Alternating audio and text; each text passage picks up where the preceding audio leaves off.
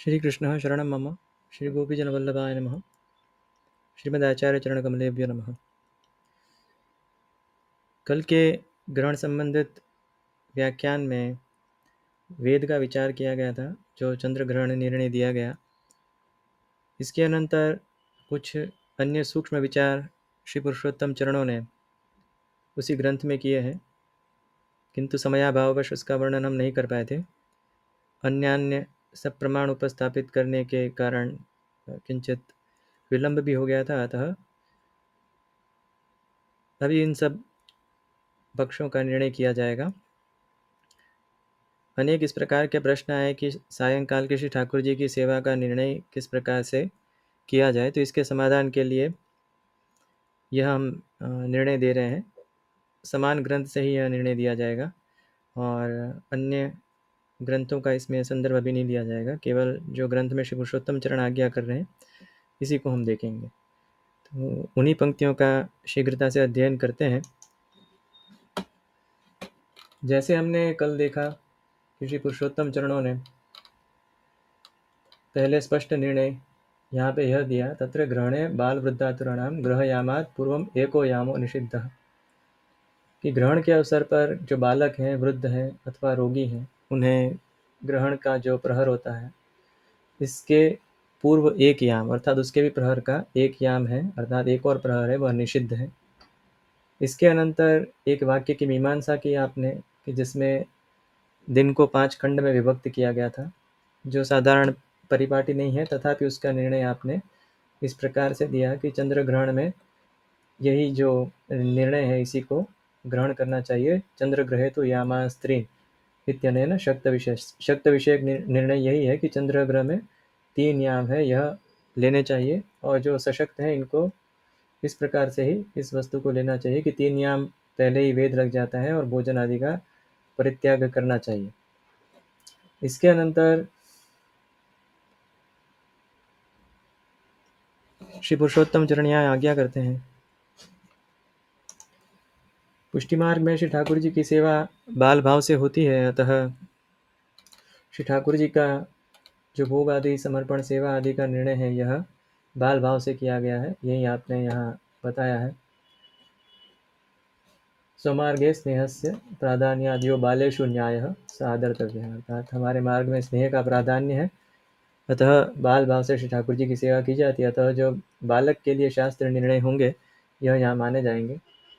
तो पुनः इसका यही आप स्पष्टीकरण करते हैं। चंद्र ग्रहे तो प्रथम यामे चंद्र ग्रहे सूर्यास्तात् पूर्वम भगवते घृत पक्वान्नादिकम समर्पणीय, अर्थात इसका जो पहले की पंक्ति का निर्णय है यह सूर्य ग्रहण विषयक है, अर्थात यहाँ पे केवल चंद्र ग्रहण का जो निर्णय है वह याम के अनुसार ही करना, पंचमांश के अनुसार नहीं करना है। सूर्य ग्रहण के लिए उचित है, किंतु यहाँ चंद्र ग्रहण में जो याम के अनुसार निर्णय है, चंद्र ग्रहे तो प्रथम याम है चंद्र ग्रहे सूर्यास्तात् पूर्वम भगवते घृत पक्वान्नादिकम समर्पणीय। यदि पहले याम में चंद्र ग्रहण हो रात्रि के, तो सूर्यास्त से पहले ही श्री ठाकुर जी को शयन भोग आदि समर्पित कर देना चाहिए। द्वितीय आदि याम में तो सूर्यास्तोत्तरमपि अदोषः, अगर द्वितीय याम में, रात्रि के द्वितीय याम में, आज जो राजकोट में ग्रहण दिखने वाला है यह रात्रि के द्वितीय याम के प्रारंभ में ही है, तो उस अवस्था में सूर्यास्तोत्तरमपि अदोष है। तो सूर्यास्त के अनंतर भी यदि धरते हैं तो कोई दोष नहीं है, क्योंकि यहाँ पुरुषोत्तम जी यह लक्षण ग्रहण कर रहे हैं। यहाँ जो कहा है बाल वृद्धा तुरे ही विना, आप श्री का कहना यह है कि चंद्र ग्रहण में जो 3 याम का बताया गया है यह सशक्त लोगों के लिए है, और जो बाल वृद्धा तुरे ही विना अर्थात जो बालक हैं, वृद्ध हैं और रोगी हैं, इनके लिए जो याम है वह एक अधिक याम यहाँ पे लगाने की भी आवश्यकता नहीं है।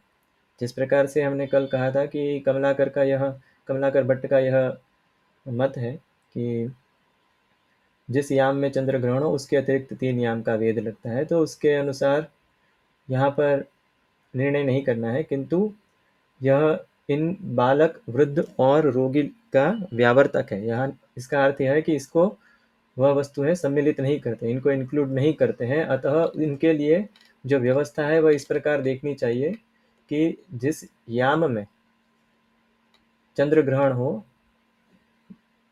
उसी याम के उसी याम को वर्जित मानना चाहिए, इसके अतिरिक्त दूसरे याम को वर्जित नहीं मानना चाहिए। जिस प्रकार से अन्य सशक्त लोगों के विषय में है, उस प्रकार से निर्णय नहीं होता। अतः श्री ठाकुर जी के लिए आज के ग्रहण के निर्णय के अनुसार यदि हम देखें तो 6 बजे से सूर्यास्त से अनंतर, सूर्यास्त के अनंतर भी हो सकता है, इसमें कोई समस्या नहीं है।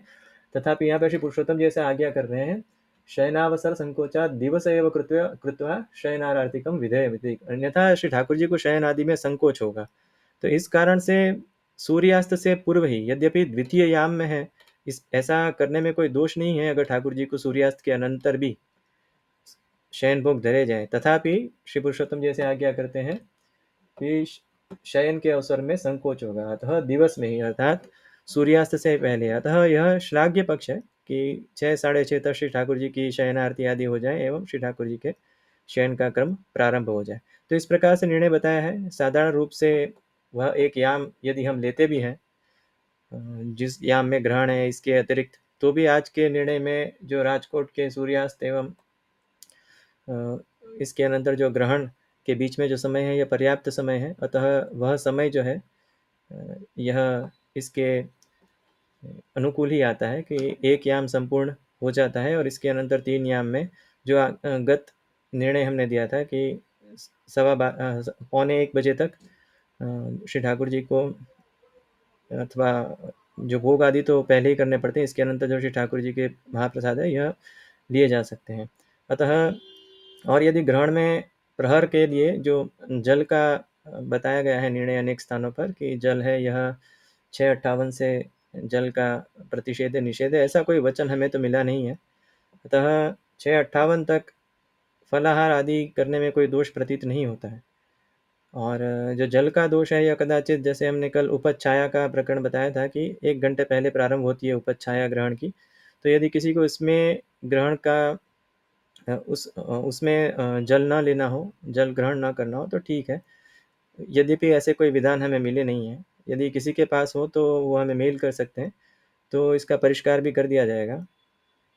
ये धर्मशास्त्र आदि अत्यंत विस्तृत ग्रंथ होने के कारण अनेक स्थान ऐसे होते हैं कि जिनके संपूर्ण दर्शन नहीं हो पाते, किंतु जितने मिले हैं, जितने स्थान मिले हैं प्राचीन आचार्यों के, सब में इसी प्रकार से निर्णय है। तो श्री पुरुषोत्तम जी ने यहाँ स्नेह भाव को बलवान बताकर श्री ठाकुर जी का जो शयन आदि का विधान है वह इस प्रकार किया है कि किसी भी प्रकार से यदि पहले याम में हो तो सूर्यास्त से पहले भोग आदि धर देना, और याम आदि की पूरी गणना में इसमें श्री ठाकुर जी की सेवा में जाने की आवश्यकता नहीं है, ऐसा आप श्री का निर्णय। किंतु यथा अवसर, जैसे जिनका जितना सेवा क्रम होता है उसके अनुसार श्री ठाकुर जी के शयन आदि करा के जो अवशिष्ट निर्णय है करना चाहिए।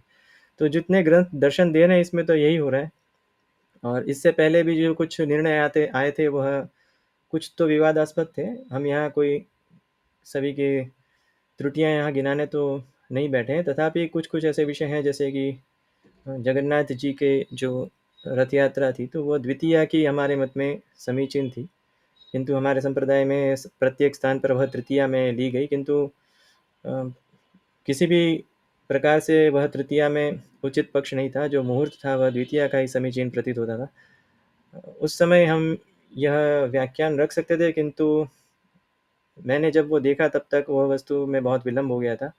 रात के 10 साढ़े 10 बज गए थे, तो इस कारण से फिर उसके विषय में किसी भी मीमांसा करने का कोई उसका प्रयोजन नहीं रह जाता। तो इस कारण से अनेक अवसर ऐसे होते हैं शास्त्र में कि यहाँ से ऐसे मतभेद हो सकते हैं, और विशेष जो भी वैष्णव हैं अपने गुरुवर आदि से जिस प्रकार से निर्णय आते हैं उनका वह अनुमोदन कर सकते हैं, उनका अनुकरण कर सकते हैं, इसमें हमें कोई समस्या नहीं है। यह हमारा मत है कि 6:58 तक अथवा पौने 7 तक किसी भी प्रकार के फल आदि ग्रहण में समस्या नहीं है। और जल यदि उपच्छाया के पहले, पेनम्बरा के पहले लेना कोई चाहता है 8:58 से पहले, तो तब तक जल भी ले सकता है, ऐसा हमारा मत है। हो सकता है अनेक लोग इससे सम्मत न हो, किंतु ऐसे वाक्य मिलने दुर्लभ होंगे कि जो इसका खंडन कर सके। यदि नवम स्कंद के प्राहुरभक्षितम विप्रा यशितन नाशितन च तत्, यह अम्बरीश का वाक्य था, राजा अम्बरीश का, कि कोई कोई स्थान पे पानी पीना भी अन्न लेने के बराबर मान लिया जाता है या भक्षण के बराबर मान लिया जाता है। ऐसा करने पे फिर तो सब कुछ अप्रासंगिक हो जाएगा कि भाई पानी की तो फिर 7 बजे तक भी क्यों छूट दी गई। इसका तो अर्थ ये हो गया कि पानी भी बंद कर दो सुबह से ही, जब से वेद लग रहा है। तो इस प्रकार से हमें इसमें कोई जल आदि ग्रहण में दोष नहीं लगता उपज छाया से पहले तक।